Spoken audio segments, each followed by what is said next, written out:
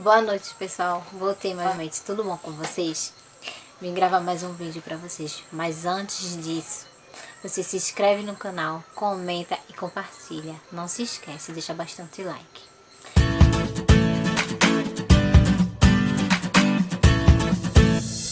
Eu vim contar pra vocês um pouco da história de Rian, do nascimento dele, porque muitas pessoas estão me perguntando sobre o tratamento dele, sobre a questão dele não falar. Então, se eu for falar tudo, o vídeo vai ficar muito longo. Então, eu vou resumir mais ou menos para vocês. Então, eu vou dividir em 3 partes. A primeira parte, eu vou falar do nascimento dele. Mais ou menos por isso vocês vão saber. Depois, outro vídeo eu gravo como foi que eu descobri a deficiência dele. E até a parte do aparelho e o tratamento que ele faz. Então, vamos lá. Rian nasceu de 7 meses. Desde o começo eu já sentia que ele ia nascer antes do tempo. Eu senti isso dentro de mim. Eu não sei, o pessoal diz que isso é muito coisa de mãe. Eu sentia dentro de mim que ele ia nascer antes do tempo. Então, o que aconteceu? Vou resumir o máximo possível. A gente fez uma viagem, eu e meu marido, junto com meu tio e minha tia, Dona Helena e Bibiu, que são do Rio de Janeiro, que eles me acompanham aí no canal. Então, a gente fez uma viagem para poder comprar o enxoval dele em Santa Cruz. Santa Cruz de Santa Cruz de Caruaru, por ali. Aí a gente foi pra lá e no meio do caminho a gente sofreu um acidente de carro. Depois desse acidente de carro, eu fiquei me sentindo um pouco estranha. Aí no primeiro dia, não aconteceu nada comigo, não aconteceu nada com ninguém. Só o tanque do carro que estourou, socorreram logo a gente, queriam me levar para o hospital. Mas eu não queria deixar meu tio e minha tia lá sozinho. Então, aí o que acontece? Eu não procurei o hospital. Eu achei que estava tudo bem, porque ele estava se mexendo. Aí o que acontece? Desculpa ter olhado pro lado, porque... Aí o que acontece? Eu não procurei o hospital. Na época, foi no ano de 2014, os hospitais estavam tudo de greve, os médicos tinham feito greve. Aí eu procurei o posto de saúde, depois de um dia do acontecimento. Procurei, falei, aí o médico estava lá, mas ele não estava fazendo atendimento, só assim, em caso de emergência. Mas mesmo assim eu falei com o médico, que na época eu não lembro o nome dele. Aí eu perguntei ele se precisava, eu expliquei o caso e perguntei ele se precisava fazer uma ultrassom. Ele disse que não, escutou o coração e disse que estava tudo bem. Nisso passou-se um dia, 2 dias, e eu senti que ele estava mexendo cada vez menos.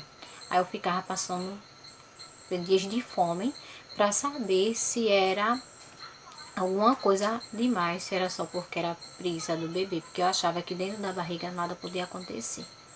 Aí eu fui, procurei um médico, e na época minha avó, junto com meu tio e meu marido, a gente se mobilizou, toda a família, a gente saiu arrecadando vários dinheiros que eu tinha guardado, conta, essas coisas, para poder fazer meu pré-natal tudo particular, na época na clínica Santa Terezinha, que hoje em dia é fechada. E fiz todo o pré-natal. Aí eu estranhei, que já fazia, ia entrar para 2 dias que ele não mexia, não tava mexendo direito, como ele mexia muito. Ele tava mexendo bem fraco. Eu tava com a barriga de 7 meses e a barriga tava muito pequena. Parecia a barriga de 5 meses. Aí o que acontece? Eu fui, né, resumindo, fiz a ultrassom, o médico passou nas carreiras, eu fiz a ultrassom. Daí foi que constou que eu tinha perdido o líquido amniótico. Eu perdi através da urina, não sabia. Por ser mãe de primeira viagem, eu achava que isso não podia acontecer, que nada podia acontecer. Eu achava que era engravidar, parir e criar. Pra mim era só isso, que nada podia acontecer, que dentro da barriga estava protegido, mas não, me enganei. Nisso, o que acontece? O médico me encaminhou pro hospital.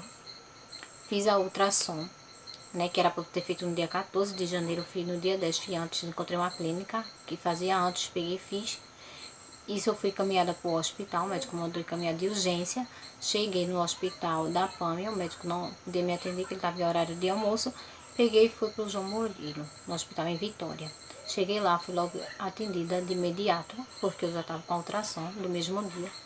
Fiquei internada para fazer um cesáreo. Eu não queria. Eu não queria fazer o cesáreo. Eu não achava que era tão grave assim. Fiz o cesáreo, fiquei lá no hospital. Quando ele nasceu, ele não chorou. Eu não vi ele. Ninguém da minha família viu. Foi um cesáreo de emergência. Ele ficou na incubadora, ficou na UTI neonatal, no João Murilo, 1 mês e 16 dias. Nesse caso, ele teve várias coisas. Teve coágulo de sangue na cabeça, teve hemorragia externa, nasceu com 1,3 kg. Eu tive depressão pós-parto, passei por muita dificuldade em questão de me alimentar, porque eu não queria, minha vida era só chorar.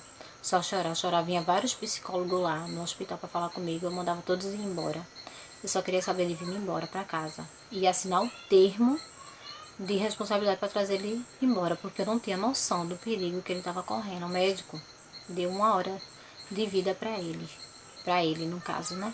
Sendo que Deus é maior e até hoje ele está entre nós, está vivo e com muita saúde. Aí o que acontece? Ele contraiu a meningite. Não sei como, não sei explicar, porque todas as informações sobre ele as pessoas passavam pro meu marido e minha avó.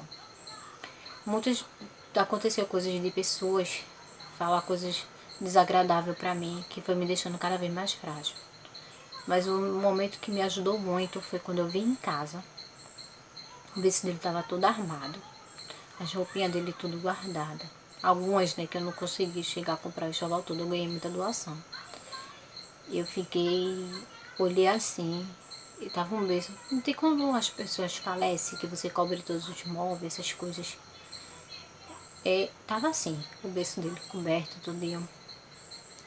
Eu fiquei muito triste. Eu queria completamente discutir muito com meu marido, discutir muito com a minha avó.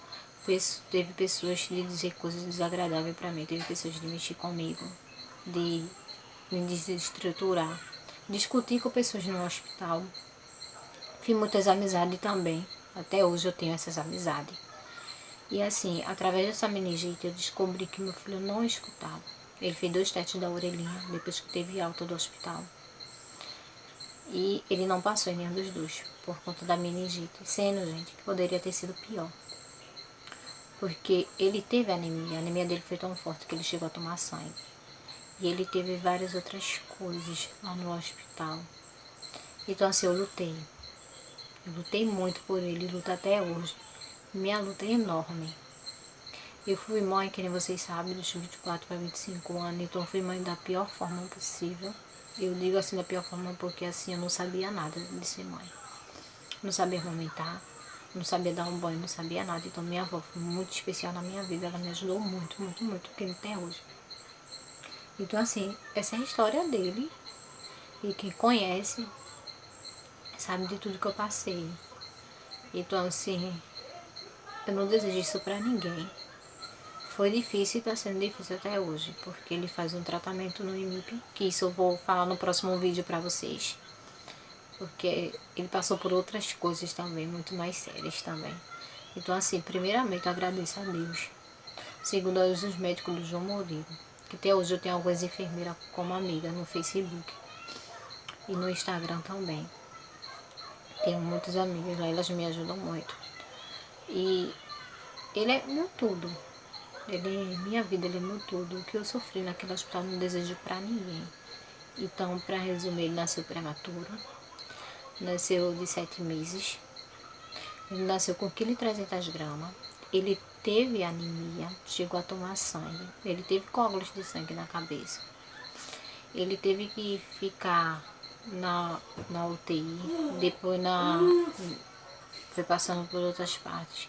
Fez muito uso de antibiótico. Teve meningite, que deixou sequela. E todas as outras coisas que eu não sei, por conta que só passava a informação para minha família, porque eu tive depressão pós-parto e não pude acompanhar tão de perto. Então, é que para encerrar a história para vocês é essa. Então, no próximo vídeo eu conto as outras partes da vida dele, porque é muito longo, tá? Então, um beijo, fique com Deus e não esqueça de curtir, compartilhar e comentar. E se inscreve no canal, tá, gente? Obrigado, tchau, até a próxima.